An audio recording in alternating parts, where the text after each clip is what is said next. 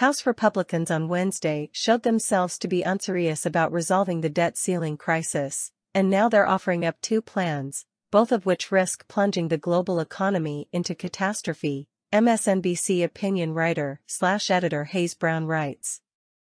Brown notes that the budget House Speaker Kevin McCarthy, R., pushed across the finish line Wednesday by the narrowest of margins calls for a $1.5 trillion debt ceiling raise that wouldn't even pay the nation's bills for a full year, meaning lawmakers would be relitigating the same problem that they are today. But the budget plan Republicans passed is all but certainly going nowhere with Democrats in control of the Senate and the White House. Brown believes that Congress should eliminate the debt ceiling. Instead, Brown writes, the GOP seems to be pursuing one of two strategies these days, neither of them sensible.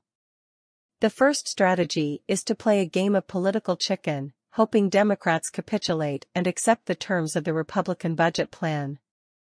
No, these antics won't balance the budget or anything, but if this current hostage-taking works, it will set a precedent for further spending cuts next year once the ceiling is hit again, Brown writes.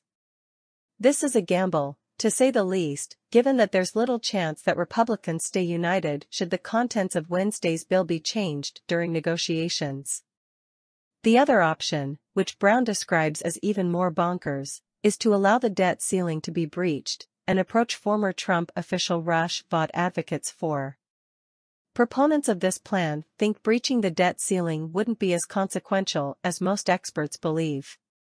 And besides, say the economists advocating for Republicans to hold firm, the effect of more debt and spending will be significantly worse than the U.S. not honoring its debts, Brown writes. That stance also assumes that the most important payments will be prioritized, despite officials saying that it'd be almost impossible to sort through all the payments that the government makes each day. It also assumes that the global economy wouldn't nosedive at the sight of America struggling to pay its debtors.